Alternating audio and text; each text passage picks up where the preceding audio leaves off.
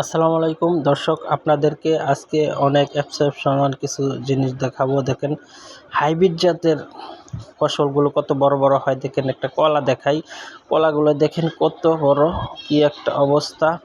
দেখেন কত বড় বড় হাইব্রিড জাতের কলার এই যে দেখেন মোচা মোচা দেখাই, কত থোরটা দেখেন, একটা থোরের মধ্যে অল্প কিছু কলা ধরছে, কত বড় বড় কলা দেখেন, কি একটা অবস্থা।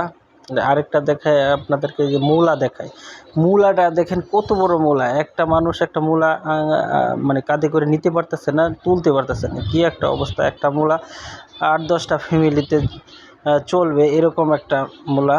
দেখেন কত বড় বড় মূলাগুলাই দেখেন। এখন আপনাদেরকে দেখাবো এটা একটা দেখেন মিষ্টি আলু। এরকম মিষ্টি আলু আমার মনে হয় জীবনে কোনো দিন দেখেন নাই। কত বড় মিষ্টি আলু দেখেন, লোকটা তুলতেছে, মানে কত কষ্ট হইতেছে তার মিষ্টি আলুটা তুলতে। দেখেন কত বড় একটা সাইজের মিষ্টি আলু দেখেন, মানে উঠাইতে পারতেছে না, কত ওজন, কত বড়।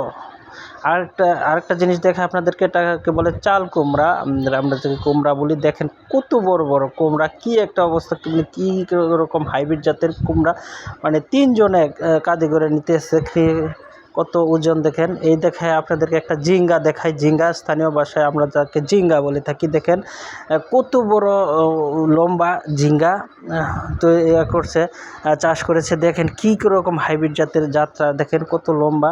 আরেকটা জিনিস দেখে আপনাদেরকে, কলার মোচাটা দেখেন কত বড় লম্বা একটা কলার মোচা। আমার মনে হয় এখানে আপনি যদি গুনেন তাহলে 1000 পিসের চেয়ে আরও বেশি হতে পারে। দেখেন কত লম্বা একটা কলার মোচা। দেখেন কি একটা হাইব্রিড জাতের একটা যে কলার চাষ। দেখেন এটা চারাগুলাই দেখায়, এই দেখেন এই চারা থেকে কলাগুলো এত বড় বড় মোচা হয়। আর একটা জিনিস দেখায়, এটা হইতেছে আপনার মাশরুম। দেখেন কত বড় একটা মাশরুম, এখানে যারা মাশরুম চাষ করে, হাইব্রিড জাতের মাশরুম। দেখেন কত একটা কি একটা বিষয়টা, দেখেন কত বড় একটা মাশরুম। দেখেন মাশরুমটা কত ওজনের।